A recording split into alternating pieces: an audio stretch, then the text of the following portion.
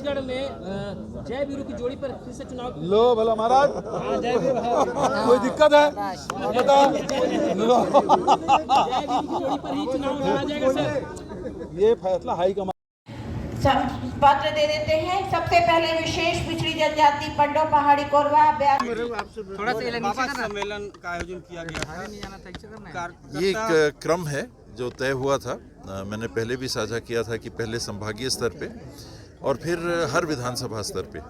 अभी सीनियर्स को बुलाया, एक साथ सबको बुला पाना दिक्कत जाती है, तो अब हिस्सों में 3-4 विधानसभाओं का एक दिन एक साथ सम्मेलन होगा। अलग अलग लीडर्स वहाँ पर जाएंगे, ऐसी संभावना मुझे दिख रही है। उसमें जोन और सेक्टर के लोग, सेक्टर तुलनात्मक छोटी इकाई हो जाती है तो उनके बीच में चर्चा होगी और फिर उसके आगे बूथ लेवल पे ले जाने की कोशिश। तो ये आने वाले समय के लिए विचार है कांग्रेस की तरफ से। 4.5 साल तक आपके जो कार्यकर्ता समर्थक थे निराश थे, क्या लगता है संभागी सम्मेलन से उनमें ऊर्जा भर पाए सीएम साहब? ये फील्ड में दिखता है, फील्ड में अगर वो भाव दिखेगा तो फिर लोगों को लगेगा कि हाँ।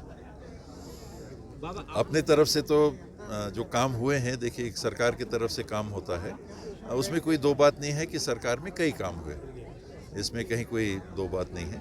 कोई भी कहे तो वो सिर्फ चर्चा की बात रह जाएगी। काम हुए हैं।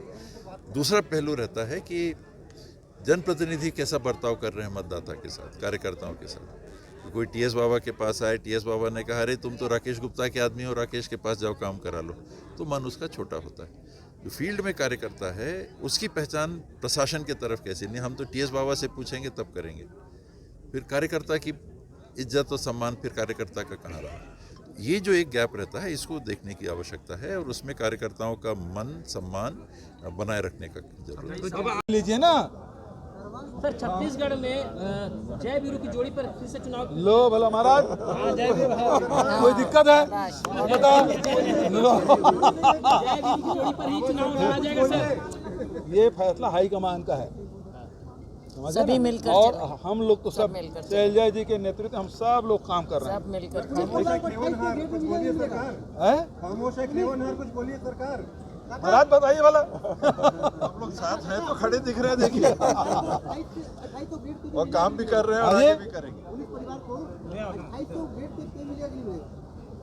देखिए अब वो एक अलग मांग है जिसके बारे में चर्चा होगी। Thank you. अभी टाइम है उसके लिए बात करने की, आएगा टाइम, उसके लिए भी बोलेंगे। अगला चुनाव किस तरह होगा? क्या जय वीरू की जोड़ी फिर एक साथ दिखेगी पूरे प्रदेश? हम लोग तो साथ ही काम कर रहे हैं। 19-20 कहीं है, उसको हम लोग दोनों की जिम्मेदारी है कि ठीक होना चाहिए। क्या लगता है इस बैठक के बाद 14 के 14 सीटें फिर से वापसी की? ये अप्रत्याशित है।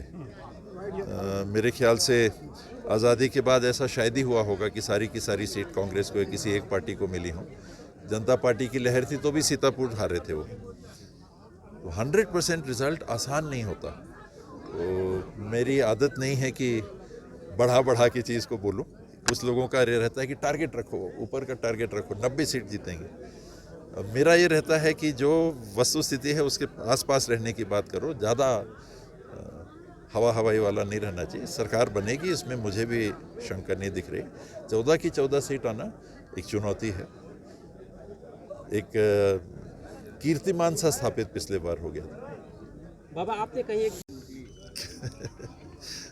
वो भी ऑफ द रिकॉर्ड ही है, कांग्रेस परिवार के अंदर की ही बात है। राजेश तिवारी जी ने कुछ बातों को उठाया, हम लोग पुराने साथी रहे हैं, आज भी हम लोग के बहुत ही मधुर संबंध है, पारिवारिक संबंध है।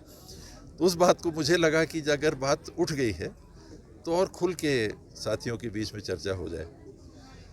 क्या बात? बाबा आपने कहा कि कुछ जिम्मेदार लोगों से बात हुई है, सरकार की वापसी को लेकर के आश्वस्त नहीं है, आपने कहा। जिम्मेदार नहीं, मान लीजिए आप विश्लेषक हैं, मैं आपको एक जिम्मेदार विश्लेषक मानता हूँ, प्रदेश स्तर के आप विश्लेषक हैं, तो आपने पहले मुझे कहा था कि रमन सिंह की सरकार जा रही है और आपके अच्छे संबंध थे रमन सिंह से। उस बात को आज वही व्यक्ति, फिर एक ही व्यक्ति ने ऐसा मुझे कहा है, बाकी तो हल्की बात रहती है कि नहीं अभी कुछ ऐसी बात आ रही, तो 95% लोग कह रहे हैं कि कांग्रेस की सरकार आएगी। सामान्य रूप से जो चर्चा होती है, आप लोग से बात होती है और लोगों से बात होती है, तो लोगों का ये है कि नहीं बीजेपी कमज़ोर दिख रही है, कुछ कर नहीं पा रही है, दम नहीं दिख रहा है। सरकार कांग्रेस की आएगी, ऐसी चर्चा सामान्य रूप से। 2.5 साल के कार्यकाल को भी संभागीय स्तरीय सम्मेलन पे आप जा रहे हैं, कितना देखिए, ये कार्यकर्ता सम्मेलन है और 5 संभाग में संपन्न हुआ है और सभी संभाग में कार्यकर्ता जिसको आमंत्रित किया गया था वो सभी लोग उपस्थित हुए। अब इसके बाद जो होगा वो सेक्टर और जोन स्तर का होगा, उसके बाद फिर बूथ लेवल का होगा, 2 स्तर और होना है। तो ये संभाग का हुआ है, अब इसके बाद सेक्टर और जोन का और उसके बाद बूथ का और उसके बाद सोशल मीडिया, ये सारे चलते रहेंगे। कार्यकर्ताओं की नाराजगी दूर हो जाएगी इस सम्मेलन से? देखिए, परिवार में सब लोग ऐसा है कि आपके घर में यदि 4 बच्चे हैं तो कोई नाराज रहता है, कोई खुश रहता है, तो सबको साथ में लेकर चलना यही एक परिवार है। और पार्टी में भी इसी प्रकार से कांग्रेस भी एक परिवार है जिसमें सब लोगों को लेकर चलना है हमको, ठीक है। इस बार कितना सीट जीता, कितने सीट से जीत होगी लगभग? देखिए, मेरा लक्ष्य तो ये है कि 68 हम जीते थे, अभी विधानसभा में 71 हैं, 3 उपचुनाव और जीते, 71 हो गए। मेरा लक्ष्य थे उसको जैसे हैं उसको मेंटेन करना, लेकिन अब साथी कहते हैं कि अब की बार 75 पार, तो साथी लोग यदि टारगेट फिक्स कर रहे हैं 75 पार में आंकड़े एक के अनुसार होंगे जी, आंकड़े कम हो जाएंगे। भाजपा कह रही है कि नहीं मिलेगा आप लोगों को उतना सीट, कम, बहुत कम। देखिए, अमित शाह जी पिछले समय आए थे, 65 पार बोले थे, उन्होंने 65 का टारगेट दिया था, हम लोग 68 जीते। हरियाणा में भी उन्होंने कहा था 75 पार, है ना। अब आने दीजिए अमित शाह क्या बोलते हैं, अभी आएंगे। एक बयान आया है जिसपे उन्होंने कहा पैसे लेकर नियुक्ति दे रही है, इसके बारे में क्या कह रहे हो? ये बिना अब क्या है, चुनाव नज़दीक आ गया है तो बिना सैर पैर के आरोप लगाना।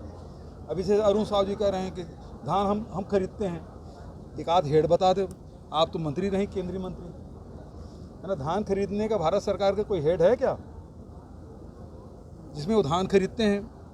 तो ये अभी जैसे एयरपोर्ट के बारे में बोल दिए, बिलासपुर एयरपोर्ट हम लोग संचालित कर रहे हैं, जगदलपुर एयरपोर्ट हम लोग संचालित कर रहे हैं, अंबिकापुर एयरपोर्ट में हमारे ही बटालियन के लोग रहेंगे, पैसा हम लोगों ने दिया है।